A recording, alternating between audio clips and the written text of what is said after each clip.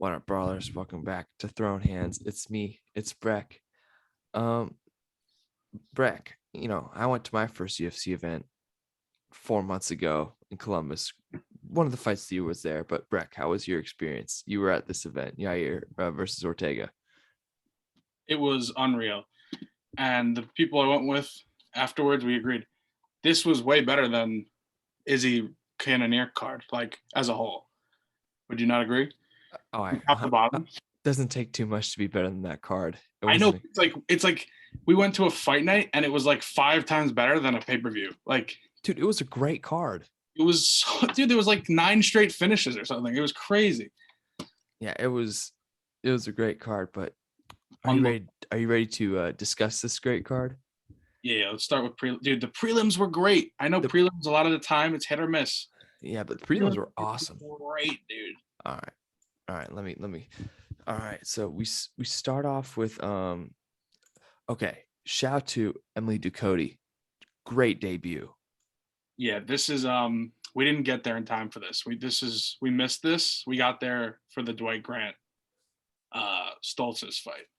Yeah, and that fight with Dwight Grant and Stoltzfus. Dwight Grant, he throws heat, but he just can't defend a takedown. He's not that great at it. Yeah, he just kept getting taken down. It wasn't great. That But wasn't a bad fight though. yeah, it wasn't bad. The filthy casuals thought it was bad. Yeah. But okay. Dustin Jacoby brought the hammer down. Oh, this guy's good. He's on what, like an 8-fight win streak or something in the light heavyweight. One of the longest. Like 10 fight unbeaten, something like that. Yeah, and I mean, did you think the stoppage, like being there, it looked a little early? Because the guy got right back up, like Jung got right back up. But then you look at the replay and you could see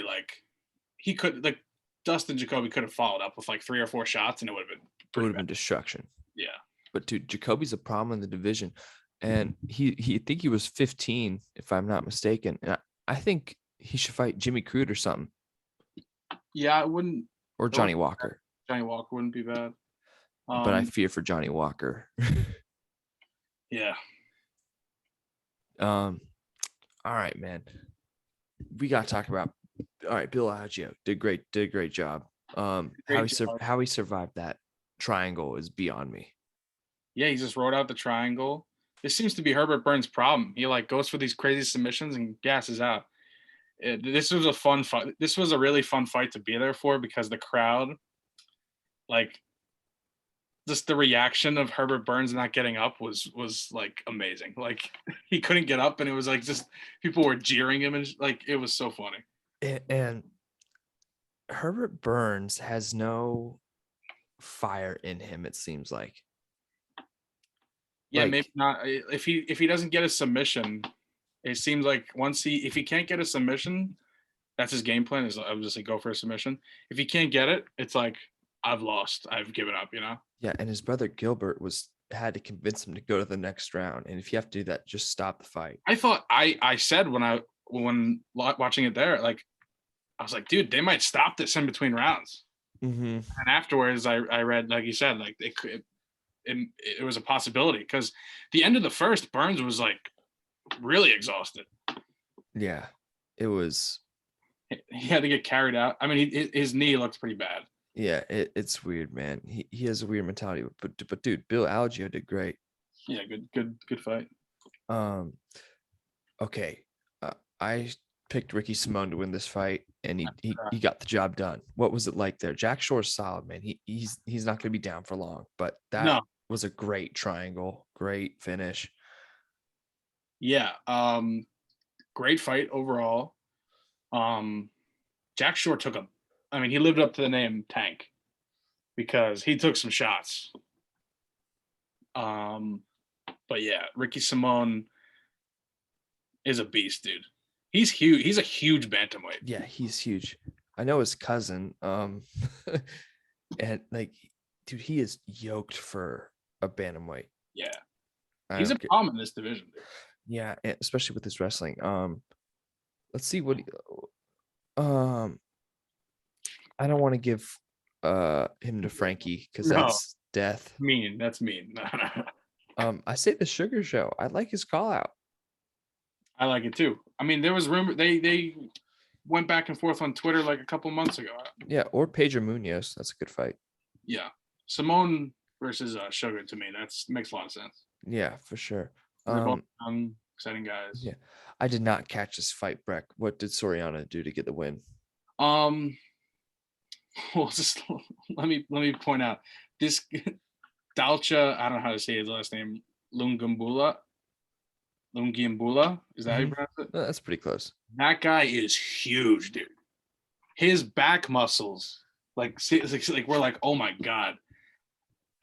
And my friend and I was watching it, I went with like 3 people. My buddy Zach, he's been on this podcast actually. Oh yeah, the Basement Podcast. Yeah, the Basement Podcast. He said after the first, he said he looks tired. Like I think he's gonna get knocked down the next round.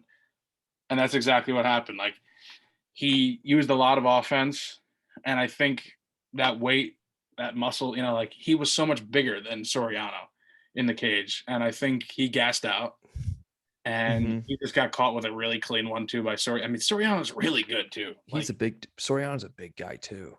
Yeah, but that's what's crazy. He looks small compared to this guy, like up close. Like, and I think he's just, the gas tank wasn't there, and Soriano landed. It was a brutal knockout. Like he was just folded. Yeah, I'll have to look that one up. All right. I chose Miesha Tate to win this fight, and here's my thing. Miesha Tate, probably because of the weight cut, looked so slow in there. Yeah, she did not look great, to be honest. And I don't put too much stock in Lauren Murphy personally. That's just me. Good story though. If you look up Lauren Murphy's story for sure. But dude, she cracked Miesha Tate a lot in there, man. I was impressed. Well, of the feet, she won. And then where it was surprising was she took her down a couple of times. Which when you going into it, you're like, oh, Miesha Tate's the better wrestler. If she gets to the ground, it should be over. Well, that wasn't the case. Yeah. And the thing about Miesha Tate's game plan, the game plan for me was terrible. The coach, they just did not do a good job. Because they just, I don't know. Yeah, they didn't I feel like she should have shot takedowns way earlier in the fight. She just stood and they just kept trading jabs over and over again. And then when one of them would get tired, they'd clinch against the fence, and that's eventually where Murphy got her takedowns. But if Tate just started offensively wrestling from the beginning, I think she wins the fight. I agree. And it's just, I don't know. I wouldn't want to. And I don't get why she moved down. Like it reminded me, Breck. Maybe you might agree with me on this. It reminded me of Dan Hooker moving down to 45 because of how slow she looked. It didn't look like she belonged there. And her face was beaten up. I mean, the whole crowd wanted Tate to win, so they were really. I mean, but yeah, Murphy, like you said, I don't really put too much stock in Lauren Murphy in terms of being a contender. But she went out there and played a good performance. Yeah, she looked good. Got to give it to her. All right, dude. This third round was nuts. The reaction for Burgos coming out was amazing. Dude, isn't he from the Bronx? Yeah, it was such a great crowd reaction when Burgos walked out. Like Jordan is Canadian. Like there was like the USA chants. It was so funny. Dude, great fight. Yeah, Burgos is a huge featherweight, massive. So the story of this one was like, you watched obviously, but Burgos won those first 2 rounds. He should have got the rear naked choke. He had it twice in each round. I can't believe he didn't cinch it up, dude. It was so tight both times. If this was 5 rounds, by the way, Jordan wins. Oh, no question. Because you look at the striking numbers, you're like, oh, how did Burgos win? All those strikes were in the end of the third, where Burgos was surviving like by a hair. It was crazy. That leg kick where Burgos got kicked back against the cage, like he stumbled and fell into the fence. Yeah. That was a crazy moment. And credit on him for surviving too, because Jordan he was throwing everything. And this is the type of fight where you make the case for open scoring because in a real fight, Jordan wins this fight. Probably. And I mean, credit to Shane Burgos. All Burgos is in his wars. Yeah. dude. So let's say Patty loses. Yeah. I think Topuria is the fight for Burgos if that happens. If Patty wins, I think Topuria Patty's the fight to make. Just to go back to these guys though. Yeah. Burgos won this fight. I could see, but don't sleep on Charles Jordan. Like No. if he's what is he, 26? He's 26. This guy's a problem. Dude, on the feet, He's scary. he's scary. And the only reason he lost this fight was because of those 2 rear naked chokes where he almost got finished twice. If he improves his wrestling and jiu-jitsu, this guy's a problem for that. Like a major problem for featherweight, like contender, top 5 type guy. I agree. I mean, we'll Dude, see. some of I those think combos he was putting together at the end were like Mhm. insane. They were like 5-6 punch combos. Yeah. Once he figured out the range, it was over. Yeah, once he figured out the range. And dude, Burgos, I mean, like you said, wars, just what a chin. He survived some crazy shots at the end. Yeah, I don't get it. It's crazy. That fight was so hype. Who could have thought the next fight would have been like another level up? That fight was like great, and then the next one went another level above. So Matt Schnell, Sumadarji. First round was relatively normal. Normal, yeah, not a lot of just feeling each other out. Both guys are so fast, dude. But that second round is the round of the year. It really is. Being there in person was great. Like what was crazy, our seats were close enough where we could hear those elbows. Oh, like when he was slicing him up? He was slicing him up. Not the Schnell ones, you couldn't hear as much, but I'm talking about the ones where they were standing. And the ones that froze him and stuff. And yeah, the ones where how do you pronounce that? Sumadarji. The ones where he was standing and off the break hit him with the elbows, and we could hear those. Those were so loud. Like it was crazy. Dude, Schnell took like 10 elbows. He got wobbled by like 3 or 4 of them. And he survived. Crazy. And then he submitted him. Dude, he survived. He hit him with a huge right hand where it wobbled Sumadarji. And then he took him down. And if he could have kept standing, I think Sumadarji wins the fight, obviously. But once he got him down, dude, those elbows from Mount were just nasty. Yeah. The story of me for that fight for me was just like Matt Schnell has like Kelvin Gastelum level chin. Yeah. Dude, he took so many elbows. Dude, I had never been that was an emotionally draining round. Both of those guys though, like bright futures in my opinion. Oh, agree. Because honestly, like Sumadarji was like a little too fast for him. Yeah, I agree. He was pretty fast. Jingliang sent the boom on Muslim Salikov. Yeah. What's it called?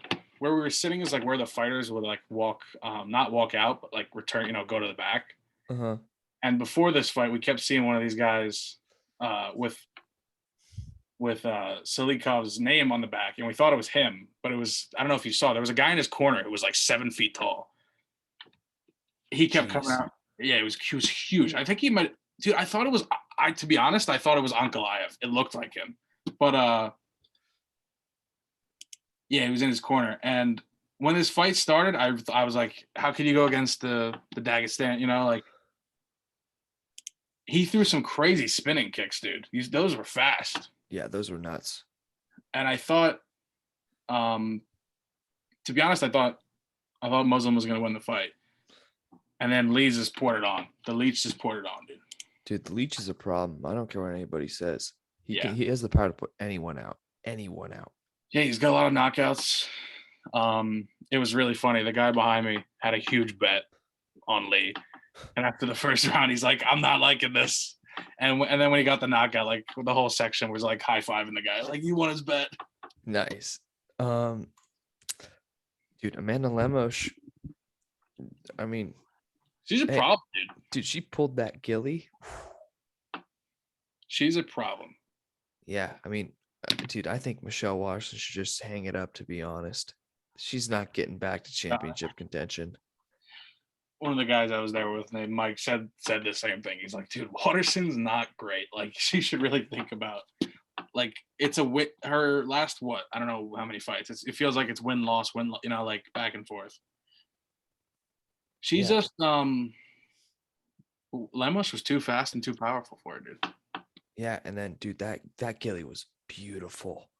Yeah, and dude, she tapped real quick because she rolled over and like Lemos let go of it quick, obviously because she felt the tap. It was hard to see. Uh-huh. Like it was like even the ref, because when it happened, Lemos just like threw her arms up from the ground. We're like, what happened? But watching the replay, you could see she tapped. But she tapped quick, dude. It was like 2 seconds tap. Like if she rolled over, she would have been a mount. I think she would have. I think Waterson could have survived it, dude. Yeah, but we'll never know because she tapped. Yeah. But never tap, people. Never tap. All right, dude. I hate to say it, but Brian Ortega's crazy for saying that he was winning most of this fight. My take from this fight, like it ends with an injury to Ortega. But my take from this fight is the way it was going, Yair is winning this fight. If there's no injury, Yair still wins this fight, in my opinion. Yeah, I mean, Ortega wasn't getting him to the ground in Ortega the first wasn't round. to the ground, and dude, on the feet, he was getting pieced up. Like, yeah, dude, Yair landed some shots. So fast, dude. Those leg kicks are lightning. They're just boom, boom, boom. Like they're so fast. Yair's a problem, dude.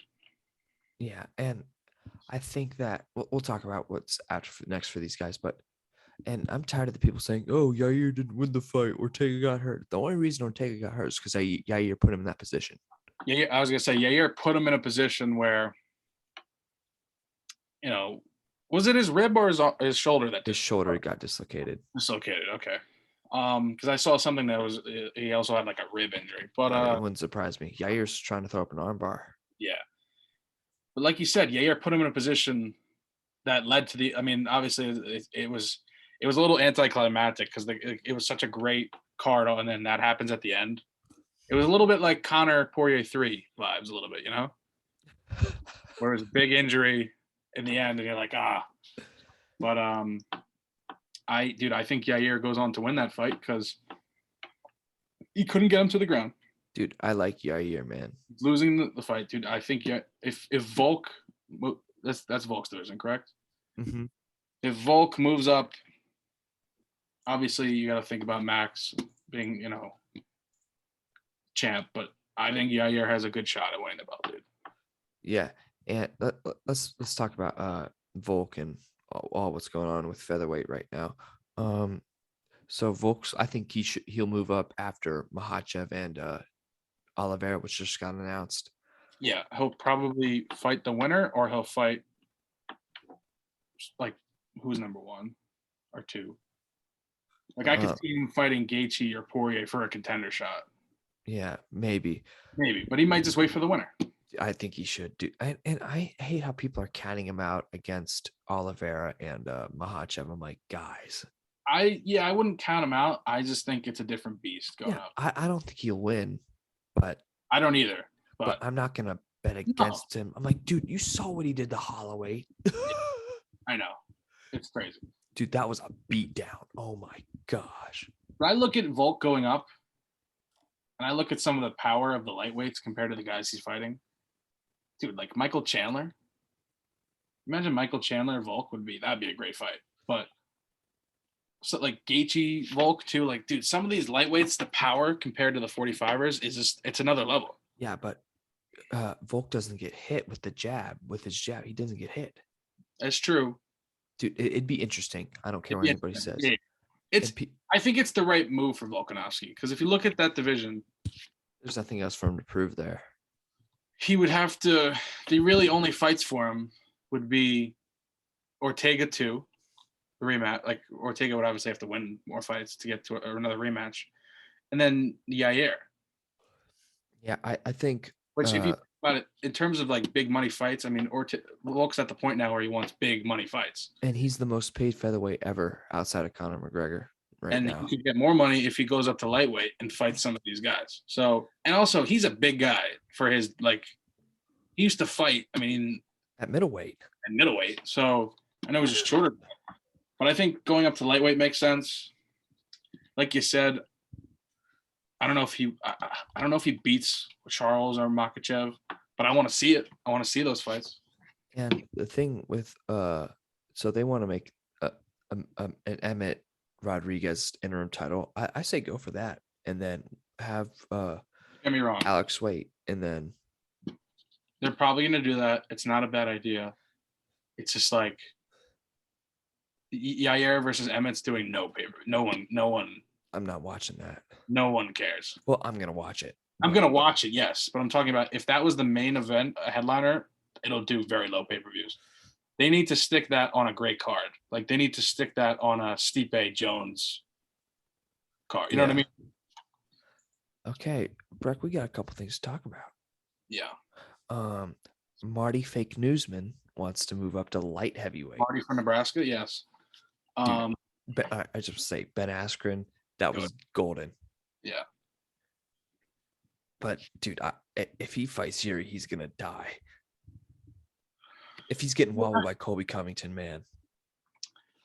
I know people like, oh, he'll use his wrestling, but first of all, it's like he is a huge middleweight. Well, Usman is a huge middleweight. Welterweight. Welterweight, rather. That's why I think he's a middleweight, because he's so damn big. But see, like, he doesn't want to move up to middleweight, but that's what he should do. Like, he would have better success against the middleweights. I think he could. Like, if you also look at, like, he'll never fight Izzy, but to me, Usman's a guy who could beat Izzy in the sense that if he gets him to the ground, problem. Then again, starts on the feet.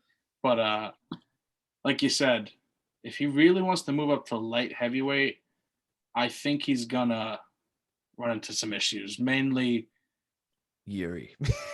Jan Blachowicz. I could knock him out. Dude, I was saying this, Glover would be a problem. Dude, I was thinking about this. If Glover Teixeira can't hold Yuri down, what the hell's Usman gonna do? That's dude. Glover was, what did we say? 20 seconds away from retaining the title against Yuri.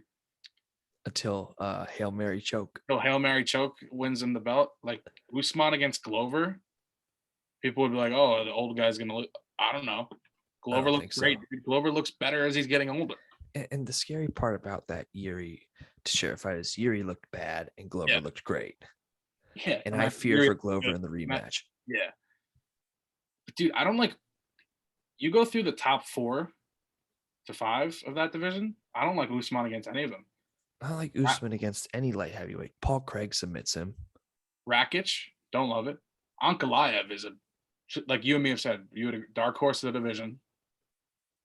A lot of people think so. Paul Craig. I don't like him against Ankalaev. Anthony Smith, Thiago Santos, Dominic Reyes, Paul Craig. All those guys against Usman, I don't love his chances. You have to, dude. Jamal Hill, dude, he put his Jamal lights Hill out. would knock him out, dude. Jamal Hill has scary power. Yeah, Jamal Hill is going to be top 5 soon, dude. In my opinion.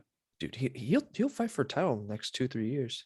Yeah, I could see it. He's got that level of talent, and he's got that dog in him. He's got that dog in him. He's like Zach Wilson. He's got that dog in him. Jamal Hill's a problem, but yeah, I don't. If Usman, like, I don't know, man. It's like I fear for Usman. To me, at welterweight, if you're Usman, like, I know he's conquered a lot of welterweight. Hamzat. But then again, I would like to see Burns rematch. I would like to see Hamzat. I'd like to see the Edwards rematch we're obviously getting. I'd like to see Colby a third time. I would like to see Colby a third time. I know it's like, dude, Colby arguably won that second fight. That's all I'm gonna say. There's an argument, but dude, you also look at Usman's like 2 fights against Colby, 2 fights. I mean, dude, like 2 fights against Jorge Masvidal. I get it, but like that's Jorge Masvidal is not a top guy. You know what I mean? Good fighter. Yeah, and I mean, two against Colby Covington. That says something, but at the same time, like, that shows how good Colby Covington is. Yeah, but also Usman, like, Covington's great, but he's also a wrestler with like no punching power. Dude, but that's a scary thing for Usman moving up 2 divisions. He got wobbled by Colby. I know. It's like you're gonna take a shot. Imagine him taking a right from Blachowicz, or like an uppercut from Yuri. Your uppercut from Yuri, dude. I hate the move if I'm being honest for Usman. It doesn't bode well for him. It doesn't bode well. Dude, we might get. I think Stipe and Jones is going to be at MSG. That's my prediction. I agree, and if that's the case, I'm going to do what I can to be there because that's a great fight. And one of the guys that I went to the fights with was saying how Stipe wins that fight, and I was like, dude, you're crazy. I know John Jones. You will make fun of him. He's been off for like 2-3 years at this point. He beat Stipe. He's got a good chance of beating Ngannou. He's probably going to be champ. Yeah, has he popped for some stuff in the past? Sure. But is he like the greatest fighter we've probably ever seen? Yeah. He's probably the greatest fighter we ever will see. Yeah, here's my thoughts. I think Jones, here's what's scary about Jones at heavyweight. He's motivated now. Yeah. Like in the beginning of his light heavyweight reign, you got Machida, you got Rampage, you got Rashad Evans. Have you heard of the training stories where Jones would train with light heavyweights, but it got to the point where it was so easy that like he started training with heavyweights and it got easy. And he was ragdolling like heavyweights, like ranked like top back when he was in his prime. He was like training with top 5 UFC heavyweights. I understand it's different times, but like he was ragdolling them like in training and like beating them. And like, I don't know. I think it's going to be a problem, an issue. Watch Jones submit Stipe just to make a statement. Yeah. I think it'll be a good fight because Stipe is a great champion. Stiopic. If I had to guess, it goes like 3-4 rounds possibly. But you're right. I fear for Stipe, to be honest. I fear for Stipe because as good of a wrestler as he is, it's not John Jones. But he's a better wrestler than John Jones. And when people are like, oh, well, it's heavyweight. Dude, this man fought a prime DC and DC in 10 rounds or whatever. How many rounds did he fight DC? Like 8? 8 rounds? How many takedowns did prime DC land? One of the best wrestlers of all time, by the way. None. He landed 1 at the end of the first fight. Remember, he landed that one. Yeah, John Jones got right up. He got right up, by the way. He got right up. So he landed 1 takedown in 8 rounds. And John Jones took him down multiple times. Multiple times in both fights. An Olympic level wrestler. And no one in his whole career basically took DC down. Basically nobody except Jones. And then, dude, I am so excited. Yeah, I agree. I think, they usually put an MSG card October, November time. Like, remember last year it was Usman. First week in November, yeah. I think we get the same thing. I think they'll announce it towards like the end of August. Yeah. And the big card at the end of August. Mm-hmm. And another thing they have announced is that Colby's willing to fight at 55, 70, and 85. Yeah. Dude, I think Colby should move down and go for the belt. Possibly. I was gonna say, what about Poirier moving up and we see Colby Poirier? I think that Colby wrestles him. You wanted to use another word there. I think Colby Poirier is a great fight.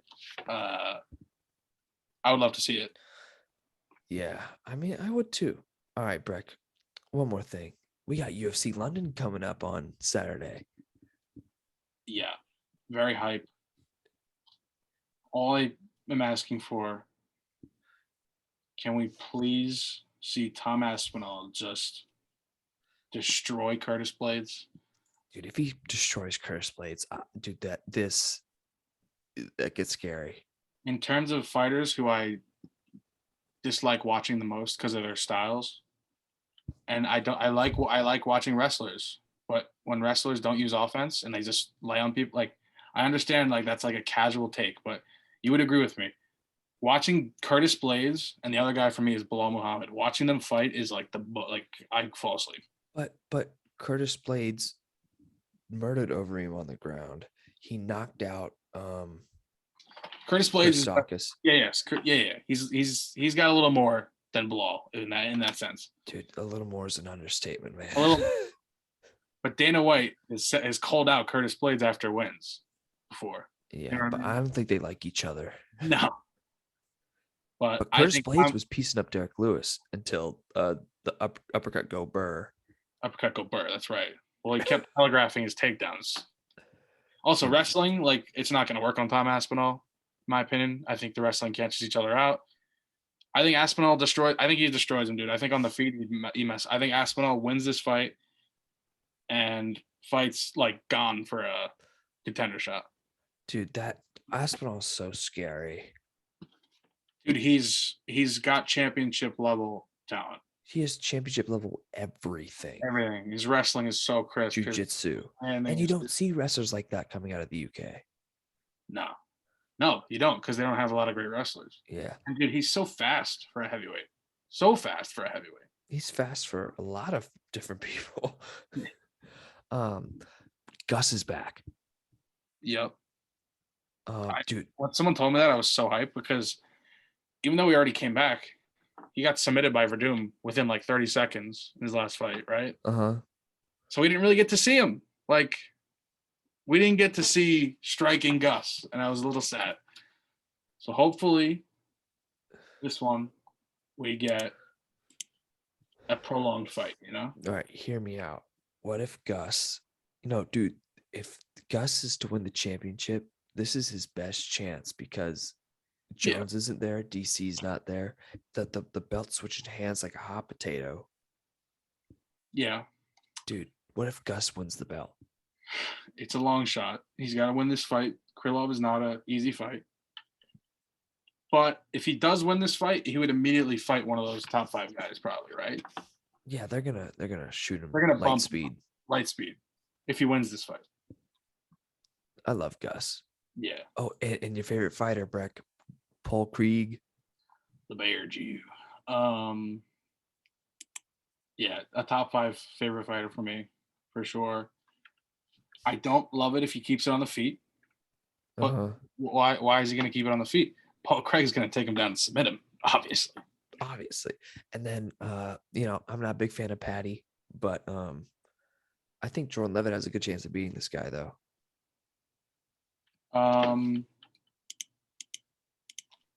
Yeah, because Patty hasn't looked great. But then again, dude, he got cracked by Kazula Vargas. I know. You get cracked. You got hit. But I think I think Patty's going to look better in this fight. I like Patty to win. And because I know on the feet, Patty hasn't looked great, but dude, on the ground, he's looked great. Yeah, but Jordan Levitt's a better grappler than Patty. We'll see. You know? Yeah, we'll see. And if Patty wins, I hope to God we get that Topuria fight. Yeah, I hope so too. Topuria would murder him. Like, remember when they wanted to pair him up with Otman and Zaitar? Yeah. Oh my God. Breck, that would be a murder. Yeah, dude, Otman and Zaitar is the scariest UFC knockout, in my opinion. Which one? It was his first one. Where the guy like face planted and was out for like a hot minute. Who did he knock out? Hold on. Timu Pachelin. I don't remember which one. Yeah, look it up. You'll know what I'm talking about when you look it up. Okay. Dude, how about every time I think of Otman Zaitar, or not Otman Zaitar, every time I see Volkan Oezdemir, by the way, I just think of the Yuri knockout. It's so violent. Yuri's first fight. Oh God. Dude, that was one of the most brutal knockouts I've ever seen. Oh, with Oezdemir? Yeah, with Oezdemir. No, the Reyes one was. Yeah. Oh, speaking of Yuri Prohaska, check out my interview with his coach. With Yuri Prohaska's coach. It's doing great. Has like 400 views. So check it out, guys. Check it out. That's right. Throwing hands. Martin, dude, he's a cool dude. Yuri's coach is awesome. Is Yuri back in the woods training, hitting the tree? I don't know. I should have asked him that. Yeah, that's one of my favorite things I've ever seen. It was like, yeah, Yuri has like a tree with like some padding wrapped around it. He'll just like what? Yeah, he'll just like go in the woods and like strike this tree for striking practice. It's like this man truly is the greatest. He's a samurai. We covered like, you got anything else? That's all I got. What about you, Breck? Nothing much. I mean, they announced this Makachev, right? Um, yeah, I just hope they come back to Long Island, the UFC, because there's a lot of good. You're going MSG, right? Yeah. But I'm just talking about, in the next 5 years, like the fight night type cards. But Convenience. convenience, that's right. I hope they come back to Columbus too. That's what I'm saying. Like those are great spots for those fight nights because just from watching like the one you went to, and dude, like the crowds were great. And Yeah. I don't know how for the prelims, dude, it was almost 80% full. Like not a lot of people. Crazy. That's crazy, right? Like not, how a lot of cards the prelims are empty, then people show up later. I would say for the prelims, about the whole stadium was about 80% full, and then like the other 20% trickled in as the main card got going. Yeah, I mean, the pandemic was the best thing to happen to the UFC. Yeah, like no doubt. Yeah, like oh my gosh, and I met Stipe, so that was kind of cool. But anyway, Breck, do you want to preview London? Yeah, I'm done. I got time. All right, cool. All right, we'll see you guys soon. Peace out. So.